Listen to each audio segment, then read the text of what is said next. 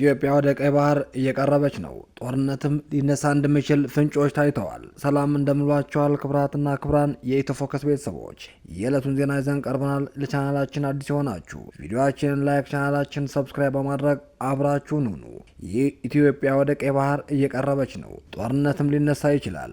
በአፍሪካ ትልቅ ከሆኑ ሀገራት መካከል አንዷ የሆነችው ኢትዮጵያ የባህር በር የሌላት ሀገር የሆነችው ከ30 ዓመት በፊት ኤርትራ ነጻነቷን ማወጇን ተከትሎ ነው። ከዚህ ጊዜ ጀምሮ አገሪቱ ለገቢና ለውጭ ንግድ የጅቡቲን ወደብም በመጠቀም ላይም ትገኛለች።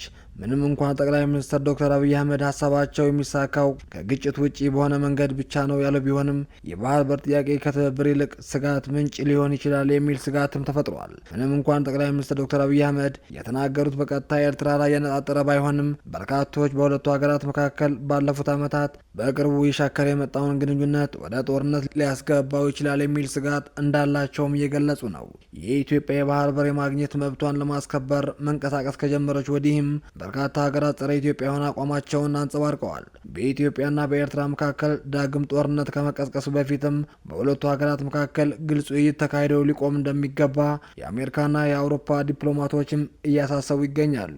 የሁለቱ ሀገራት ጦርነት ከአፍሪካ ቀንድ ተሻግሮ ለቀይ ባህር ቀጠና ስጋት እንደሚሆንም አንስተዋል።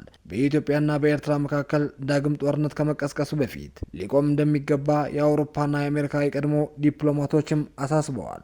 በቀድሞ የአሜሪካ ፕሬዝዳንት ጆ ባይደን አስተዳደር ዘመን የአፍሪካ ቀንድ ምክትል ልዩ መልእክተኛ የነበሩት ፓይተን ኖፍና የቀድሞ የአውሮፓ ህብረት የምስራቅ አፍሪካ ልዩ ተወካይና በአሁኑ ወቅትም የቀይ ባህር የጥናት ማዕከል ሊቀመንበር የሆኑት አሌክዛንደር ሮዶስ በሁለቱ ጎረቤት ሀገራት መካከል የሚታየው ውጥረት አስመልክተው ፎሬን ፖሊሲ መጽሔት ላይ ሀሳባቸውን አስፍረዋል። በኢትዮጵያና በኤርትራ መካከል የተከሰተው ወደ ጦርነት የሚያመራው የፖለቲካ ውጥረት የሱዳን ጨምሮ በአካባቢ ያሉ ጦርነትና ግጭቶች በማባባስ እንዲሁም ተጨማሪ አለመረጋጋት እንዲፈጠር በማድረግ ዓለም አቀፍ ሰደድ እሳት ሊፈጥር ይችላሉ ሲሉ ዲፕሎማቶቹ ተናግረዋል። በባህረ ሰላጤው ሀገራት ቀይ ባህርን ለመቆጣጠር የሚደረገው ፉክክር በአፍሪካ ቀንድ ሁኔታ ላይ የራሱ የሆነ ተጽዕኖ ሊያሳርፍ ይችላልም ብለዋል። በትግራይ ጦርነት ወቅትም የኤርትራ መንግስት መሳተፉ ቢገለጽም በፕሪቶሪያ የሰላም ስምምነት ላይ ፕሬዝዳንት ኢሳያስ አፈወርቂ መንግስት አንድ ፈራሚ አካል አልተሳተፈም። በሁለቱ ዲፕሎማቶች ጽሑፍ መሰረትም ከዚህ ጊዜ በኋላ በአዲስ አበባና በአስመራ መካከል አለመተማመንና ጥርጣሬ ሰፍኗል። አዲስ አበባ የፕሪቶሪያውን ስምምነት በማፍረስ ትግራይን በማተራመስና በሌሎች በኢትዮጵያ ውስጥም ታጣቂ ቡድኖችን ትደግፋለች በሚል በአስመራ ላይ ወቀሳ ስታቀርብ፣ ኤርትራ በበኩሏ ኢትዮጵያ በቀይ ባህር ወደብ ላገኝ ጥያቄ በአሰብና በምጽዋ ወደብ ላይ አዛዥ ለመሆን ከመፈለግ የመነጨ ነውም ብላለች። በሁለቱ በኩል ያሉ የቃላት መልሶችና የጦርነት ዝግጅቶች በሀገራት መካከል ጦርነት ሊያስከትል እንደሚችል አመላካች ናቸው ተብሏል። በመሆኑም በትግራይ በሚገኘው ክፍፍል የሚፈጠረው እርስ በርስ ግጭት ሆኖ በኤርትራና በኢትዮጵያ መካከል የሚከሰተው ጦርነት በአካባቢው ብቻ ተወስኖ እንደማይቀር ዲፕሎማቶች አስጠንቅቀዋል። ሱዳን እርስ በርስ ጦርነትም እየተናጠች ነው።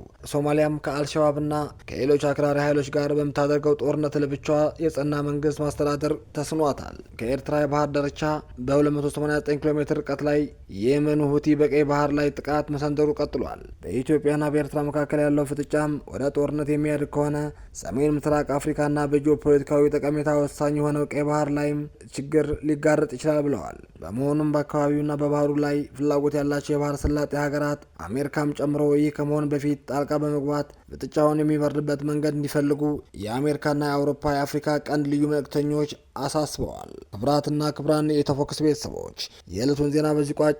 ቀጣይ በሌላ ፕሮግራም እስክንገናኝ ቸር ቆዩ።